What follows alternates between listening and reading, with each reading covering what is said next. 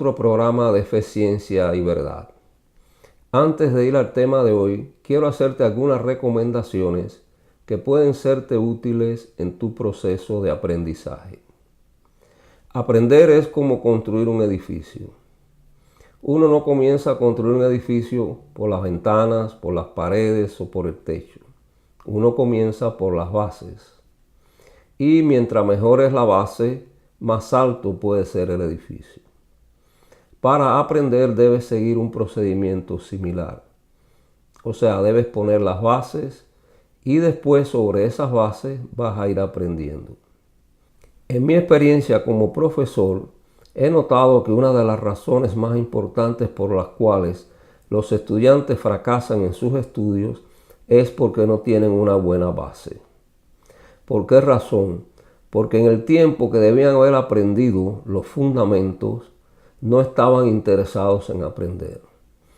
Ahora, cuando son casi adultos y sí están interesados en aprender y quieren obtener un título universitario, les cuesta mucho trabajo porque no tienen un buen fundamento. Aprender es un proceso muy interesante. Puede ser emocionante y puede ser hasta divertido. Pero hay algunos temas que no son muy interesantes. Pero esos temas sirven de base para después aprender cosas que son realmente interesantes. ¿Qué yo te recomiendo? Cuando encuentres un tema que te parece que no te interesa, no lo saltes. Paga el precio de aprender. O sea, trata de aprender ese tema aunque sea poco interesante para ti y quizás un poquito difícil. Ejercita tu cerebro. Y ya verás que más adelante vas a comprender cosas fascinantes. Vamos a ir ahora al tema de hoy. En el programa anterior vimos que la ciencia y la fe no se contradicen. Vimos como muchos hombres de ciencia que sentaron las bases para la ciencia moderna fueron también hombres de fe. O sea, no hay contradicción entre la ciencia y la fe. Pero la otra pregunta es, ¿existe alguna relación entre la ciencia y la fe? ¿Tiene que ver algo Dios con la ciencia? Para responder esa pregunta, tenemos que conocer muy bien que existen dos mundos totalmente diferentes. Existe un mundo físico y existe un mundo espiritual. Si vamos a la palabra de Dios, vamos a ir al Evangelio de Juan capítulo 8, versículo 23. Dice así, ustedes son de aquí abajo, continuó Jesús, yo soy de allá arriba. Ustedes son de este mundo, yo no soy de este mundo. Más adelante en el capítulo 18, versículo 36, el Señor sigue diciendo, mi reino no es de este mundo. Si lo fuera, mis propios guardias pelearían para impedir que los judíos me arrestaran, pero mi reino no es de este mundo. En el programa de hoy vamos a enfocarnos en algunas características del mundo físico o mundo natural que todos conocemos. Por supuesto, podríamos estar meses hablando de este mundo físico, porque es todo lo que podemos ver con nuestros sentidos y con los aparatos que la ciencia ha descubierto. Sin embargo, vamos a enfocarnos solamente en algunas características que van a ser importantes para poder entender la verdadera relación entre la ciencia y la fe. Ahora bien, ¿qué cosa es el mundo físico? El mundo natural o mundo físico, al cual Jesús llamó este mundo, consiste en todo lo que existe en el universo, que pueda ser detectado por los sentidos de nuestro cuerpo físico, ya sea directamente o indirectamente mediante cualquier aparato diseñado por el hombre. ¿Qué sucede? Que hay partes del mundo físico, regiones del mundo físico, que nosotros no podemos percibir directamente con nuestros sentidos y tenemos que valernos de algunos aparatos. Por ejemplo, el mundo microscópico. No lo podemos ver a simple vista, pero para ello la ciencia ha construido los microscopios. En la figura te muestro un microscopio electrónico. Hay otras regiones del mundo físico que no son tan pequeñas, son enormes, Pero ¿qué pasa? Tampoco podemos percibirla directamente con nuestros sentidos porque se encuentran muy lejanas a nosotros. Para ello entonces usamos otros instrumentos. Usamos el telescopio. En la figura tienes un telescopio gigantesco que está instalado allá en el espacio. Ahora bien, ¿por qué te he mostrado esto del mundo microscópico y de los cuerpos celestes que están tan lejanos que no los podemos percibir con nuestros sentidos? Te muestro esto para que comprendas que el hecho de que nosotros no podamos percibir con nuestros sentidos un mundo no quiere decir que este mundo no exista. Antes de que se inventaran los potentes telescopios, antes de que se inventara el microscopio, estos mundos lejanos y el mundo microscópico eran totalmente desconocidos para el hombre. Si hace 500 años alguien hubiera dicho que existía una célula tan compleja como la que conocemos hoy, o que existirían toda una gama de microorganismos que solo son visibles con el microscopio, las personas no lo hubieran creído, hubieran dicho que esos mundos eran inexistentes. Ahora bien, la pregunta es, ¿está el mundo espiritual tan lejano que no lo podemos percibir con nuestros sentidos físicos? ¿O es el mundo espiritual tan pequeño que no lo podemos percibir ni con los más potentes microscopios? Yo creo que esas respuestas son negativas. O sea, el mundo espiritual no está tan lejano ni es tan pequeño para que no lo podamos percibir con nuestros sentidos físicos. Entonces, ¿cuál es la razón por la cual nosotros no percibimos el mundo espiritual con nuestros sentidos? Para ello vamos a tener que ver un par de características muy importantes del mundo físico. La primera es, el mundo físico o natural es temporal. Eso lo sabemos todos. Sabemos, comúnmente se dice que nada es eterno. Nada es eterno en el mundo físico. La palabra de Dios dice en la segunda carta a los Corintios, capítulo 4, versículo 18, no mirando nosotros las cosas que se ven, sino las que no se ven. Pues las cosas que se ven son temporales, pero las que no se ven son eternas. Pues está bien claro que este mundo que nosotros percibimos con nuestros sentidos físicos es solamente temporal. Ahora, ¿por qué este mundo es temporal? Porque la tendencia de este mundo es a desaparecer, a desorganizarse. Hay una ley física que establece que la tendencia de todo sistema natural es al desorden. Y se ha acuñado una palabra en ciencia para definir el desorden de un sistema. Esa palabra es entropía. No te asustes con las palabras científicas. Recuerda que la ciencia a veces asusta porque usa palabras que no son comunes para nosotros. Entropía es una medida de desorden. A mayor el desorden, mayor es la entropía. Vamos a leer esta cita de la internet que ilustra bastante bien este principio. Dice así: existe una tendencia natural de las cosas para perder el orden. Con el tiempo la vida será menos estructurada. Los castillos de arena se derruirán. Las malezas dominarán los jardines. Las antiguas ruinas se derrumbarán. Los coches empezarán a oxidarse. Las personas envejecemos gradualmente. Con el tiempo suficiente, incluso las montañas se erosionan y sus bordes precisos se redondean. La tendencia inevitable es que las cosas se vuelven menos organizadas. Yo te animo a que mires alrededor y yo te aseguro que la mayoría de las cosas que estás viendo ahora a tu alrededor, la computadora, la mesa de trabajo, tu silla, los muebles, todo lo que estás viendo, las paredes de tu casa, en unos cuantos siglos ya no existirán. ¿Por qué? Porque ellas se están desordenando lentamente y van a desaparecer. Ahora, con los organismos vivos sucede una cosa interesante. Se desorganizan mucho más rápidamente que cualquier cosa que no esté viva. Los organismos vivos cuando mueren tienden a desorganizarse más rápidamente que los objetos inanimados. Sin embargo, mientras viven se mantienen organizados. ¿Por qué razón? Porque sus diferentes órganos trabajan coordinadamente para mantener el orden. De modo que la vida en el mundo físico, lo que llamamos vida biológica, es una lucha continua en contra del aumento del desorden, o es decir, en el aumento de la entropía del organismo vivo. Esta vida, por supuesto, es temporal, es transitoria, muy diferente a la verdadera vida, la vida eterna del mundo espiritual. Eso lo estudiaremos en próximos programas. Fíjate que cuando una persona muere, su cuerpo se descompone en unas pocas semanas.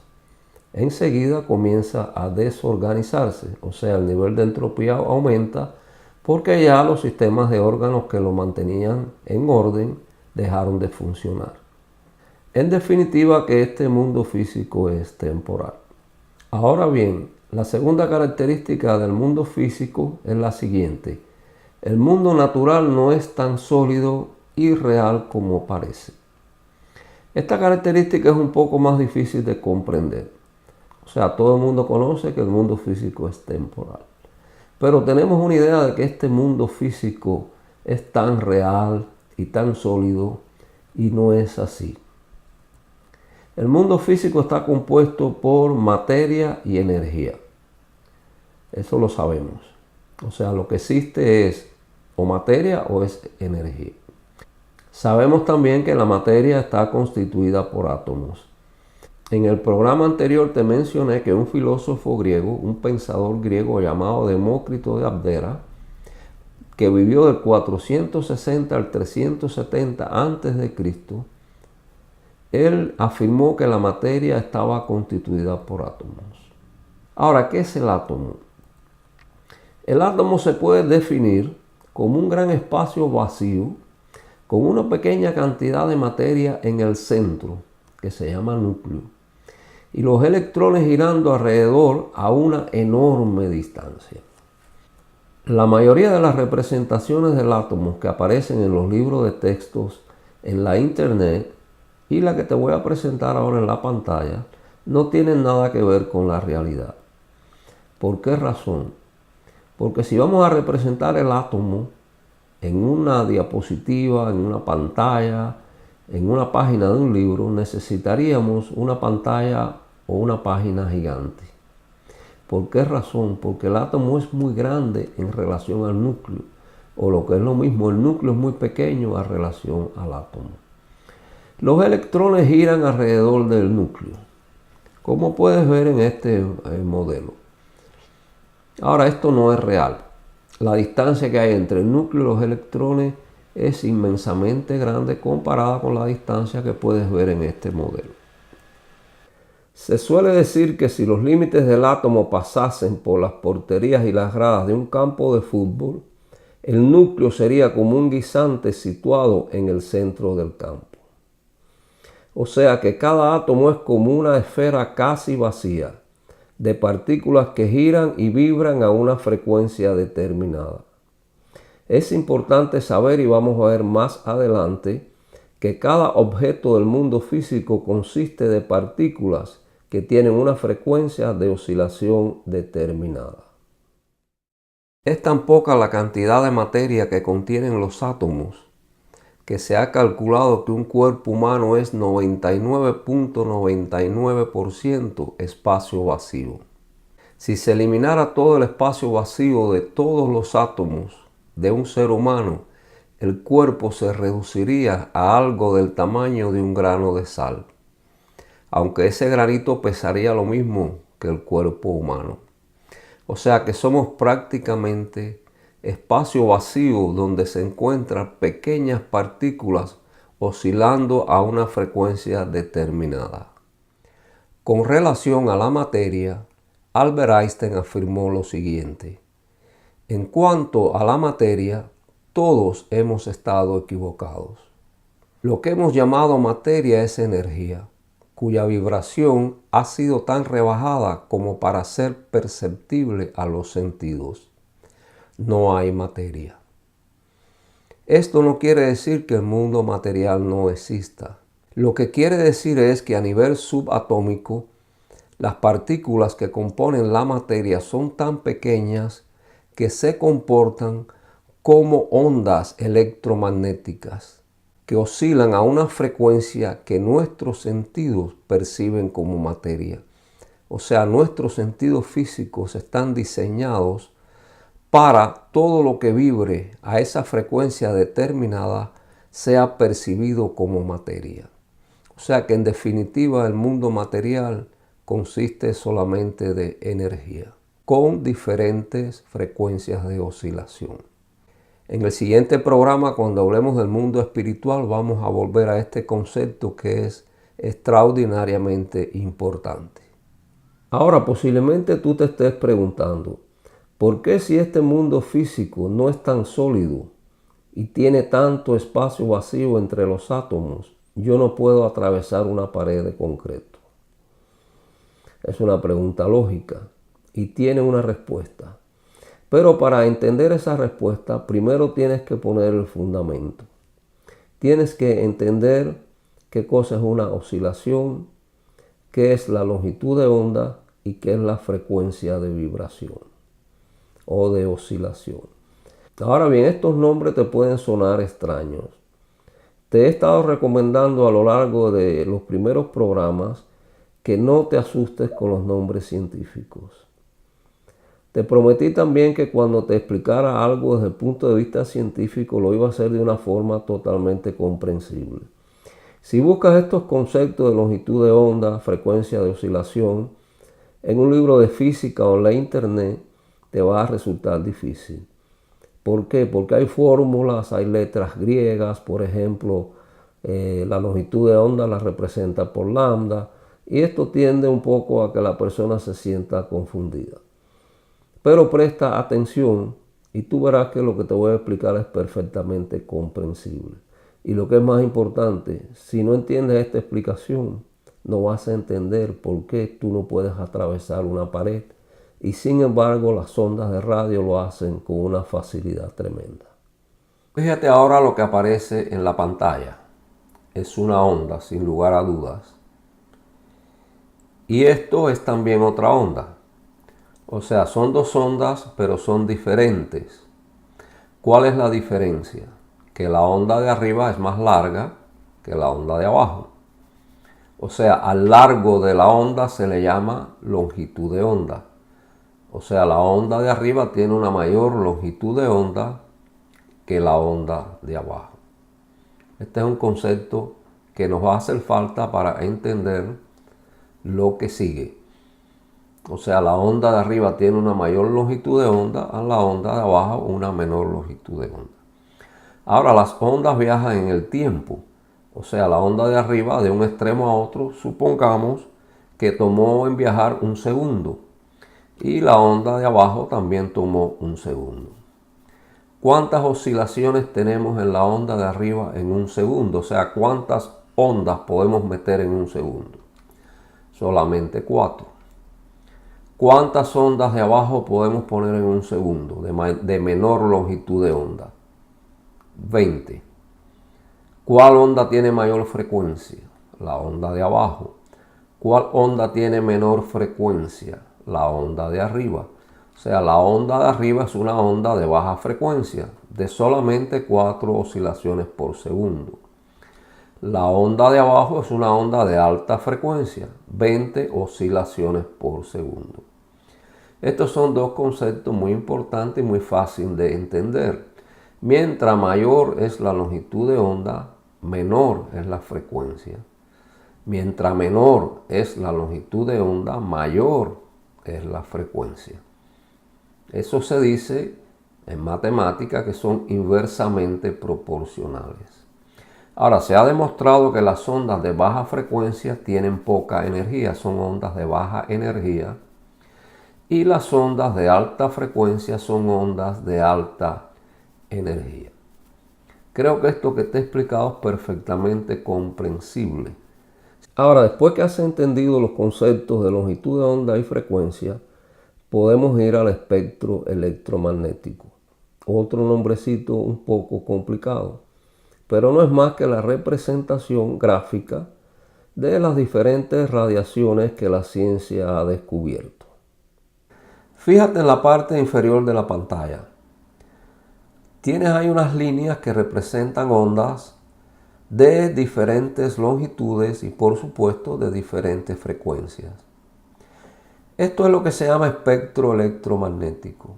Es una representación de los diferentes tipos de energía que la ciencia conoce de acuerdo a su longitud de onda y a su frecuencia. Ahora, en la parte superior tienes un ojo humano. De todo ese espectro electromagnético, el ojo humano solamente puede percibir una pequeña ventanita, que es lo que llamamos luz visible. La luz visible es energía electromagnética. Está dentro del espectro electromagnético.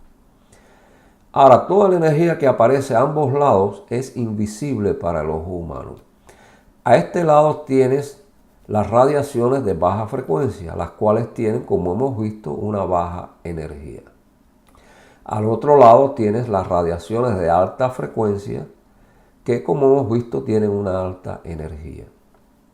Las radiaciones o la parte del espectro electromagnético de baja frecuencia son llamadas radiaciones no ionizantes.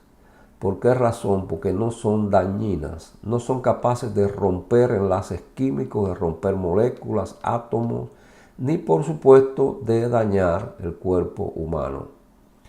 Entre esas radiaciones no ionizantes están los rayos infrarrojos, los rayos que emite tu aparato de microondas y las ondas que se utilizan para transmitir radio, televisión, las ondas de tu celular. Son diferentes, o sea, hay muchas diferentes radiaciones en esta parte que te pongo ondas de radio. Las agrupé todas en una para hacer esto más simplificadamente.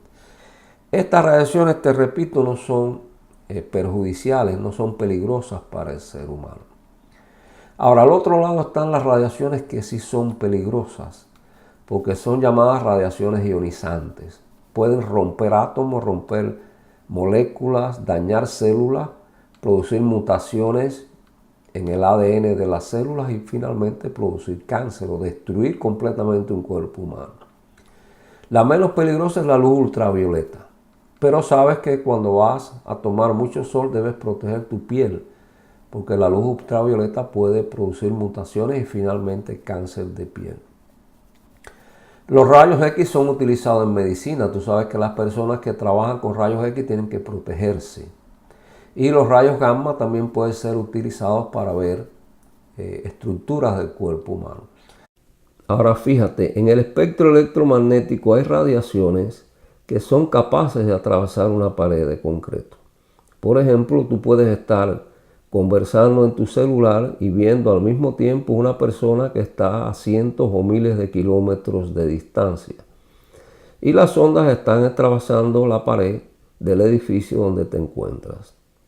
Si hace cientos de años, en la Edad Media, tú le hubieras dicho a una persona que sería posible estar en una habitación conversando y viendo la cara de una persona que está a cientos o miles de kilómetros de distancia, esa persona se hubiera reído de ti en tu misma cara y te hubiera dicho que eso es absolutamente imposible. Ahora, las ondas de radio, las ondas que utiliza la internet y otras ondas pueden atravesar fácilmente las paredes. ¿Por qué razón? Porque la longitud de onda de esas radiaciones es muy diferente a la longitud de onda de las partículas que componen la pared y que componen otras estructuras del mundo físico. ¿Y por qué razón tú no puedes atravesar con tu cuerpo una pared? Por la razón de que la frecuencia de oscilación de las partículas que componen tu cuerpo es muy similar a la frecuencia de oscilación de las partículas de otros cuerpos físicos sólidos de este mundo.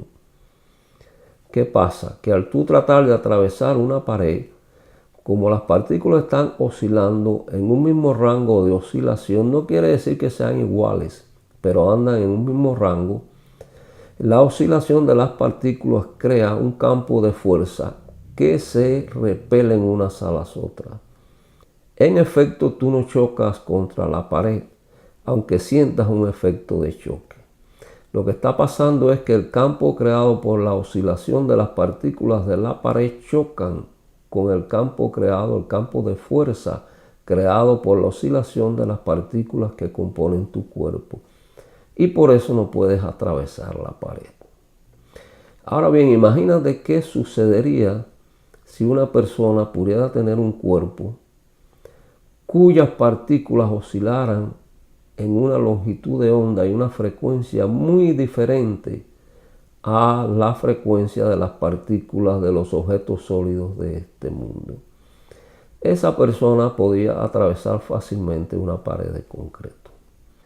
Ahora vamos a leer este pasaje que aparece en el Evangelio de Juan, capítulo 20, versículo 19. Cuando llegó la noche de aquel mismo día, el primero de la semana, estando las puertas cerradas en el lugar donde los discípulos estaban reunidos por miedo de los judíos, vino Jesús y puesto en medio les dijo: paz a vosotros. No voy a hacer comentario a este versículo, lo dejo a tu imaginación. Espero que en este programa hayas aprendido algunas cosas interesantes. En el siguiente programa vamos a ver algunas características del mundo espiritual, para finalmente poder comprender a la perfección cuál es la relación que existe entre la ciencia y la fe. Nos vemos en el próximo programa de Fe, Ciencia y Verdad, y que Dios te siga bendiciendo abundantemente.